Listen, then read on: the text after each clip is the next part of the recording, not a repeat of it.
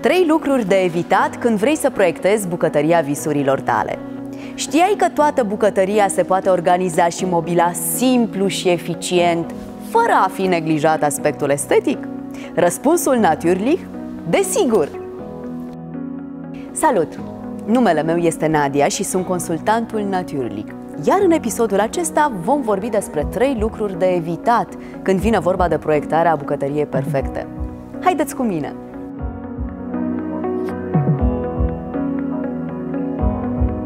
Cu puțină imaginație, inima casei se poate transforma într-un adevărat loc funcțional.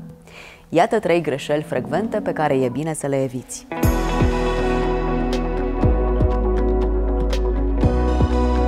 Nu te aventura fără să estimezi un necesar. Nu începe niciodată renovarea bucătăriei fără să ai un plan. Cel mai simplu mod este să îți creezi o listă de necesități, care să includă nu doar mobilierul, ci și restul accesoriilor necesare. Nu uita! La Natürlich se realizează bucătării la comandă cu proiectare 3D în funcție de cerințele și specificațiile tale.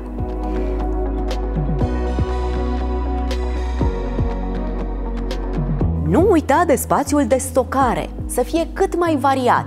Respectă un plan clar și evită supraaglomerarea bucătăriei. Gândește-te la modalități inteligente de a integra soluțiile de depozitare în interiorul mobilierului de bucătărie. Spre exemplu, zona de colț a dulapului poate fi un spațiu de depozitare perfect, cu sertar pentru oale și cratițe. În blatul de bucătărie pot exista sertare ascunse care să găzduiască ustensile specifice, precum foarfece, tirbușon, spărgător de nuci, etc. În spațiul dintre dulapuri se poate amenaja un mic dulăpior, unde să fie depozitate condimentele. Bucătăria multifuncțională Cortina este visul oricărei gospodine. Se configurează în funcție de spațiul, dorințele și necesitățile tale. Are ușile confecționate din MDF înfoliat și blat termorezistent. Vasele, accesoriile de gătit, precum și alimentele pot fi depozitate în sistemele Jolie. Insula de bucătărie se potrivește atât spațiilor mari, dar și celor mai mici, acolo unde bucătăria se deschide spre living.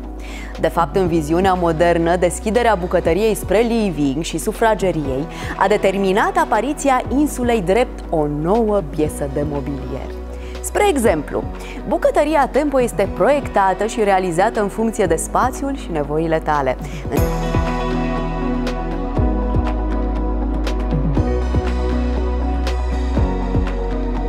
Nu uita de prize! Nu uita să evaluezi corect electrocasnicele din bucătărie și necesarul de prize, pentru că plita și cuptorul au nevoie de prize separate.